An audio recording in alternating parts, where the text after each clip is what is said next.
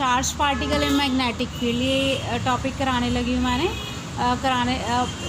जैसे magnetic field में जब चार्ज पार्टिकल मूव करता है तो जो फोर्सेस एक्ट करती हैं वो किस तरह से करती हैं।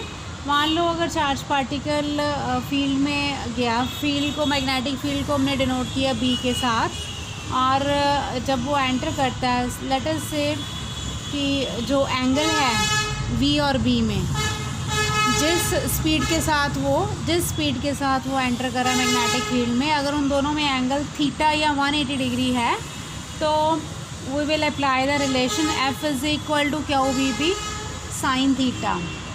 साइन 0 डिग्री लो या साइन 180 डिग्री, दोनों की वैल्यू 0, तो इसका मतलब फोर्स क्या आ गई, 0 आ गई। That means the particle will not experience any force if its motion is parallel or anti-parallel to the magnetic field।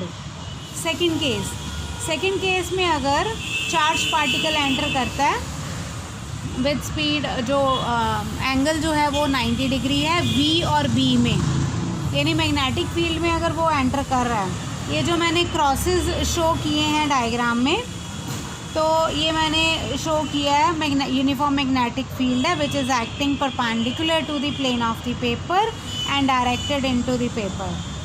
तो जो चार्ज पार्टिकल क्यू है वो एंटर किया मैग्नेटिक फील्ड में विद वेलोसिटी v और परपेंडिकुलर होगा to the direction of magnetic field.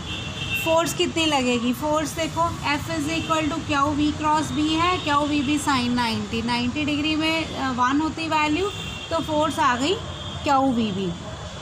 ये जो फोर्स है that is always perpendicular to the direction of motion of the particle as well as the magnetic field. मैंने इसमें diagram में 3 अलग अलग पॉइंट्स लिए हैं, वहाँ पे मैंने v वेलोसिटी डायरेक्शन शो किया, क्यू चार्ज पार्टिकल है, और मैग्नेटिक फील्ड तो ऑलरेडी परपेंडिकुलर है ही, perpendicular to the plane of the paper. तो v और b में जब इसका हम निकालेंगे, v क्रॉस b है, तो इसमें क्रॉस प्रोडक्ट में जो डायरेक्शन है तो हम वो निकालते हैं, that will right hand thumb rule से, that will be perpendicular to both v and b। दोनों के परपेंडिकुलर जो फोर्स मैंने शो की है, f शो की है, 3 अलग अलग पॉइंट्स पे शो की है, जब इनको ज्वाइन करें तो ये सर्कुलर पाथ बनता है। अब सर्कुलर पाथ में मूव करने के लिए हमें सेंट्रीपिटल फोर्स चाहिए। सेंट्रीपिटल फोर्स होती है mv स्क्वायर ओवर r, तो ये कहाँ से मिलेगी, this will be provided by the magnetic Lorentz force F is equal to q v B. तो इसका मतलब ये सेंट्रीपिटल फोर्स जो है that is provided by q v B. तो इसको इक्वेट कर दिया हमने, यहाँ से r निकाल लिया, v के साथ v कैंसिल हो जाएगा, ये r की वैल्यू आ गई। r जो है that is the radius of the circular path.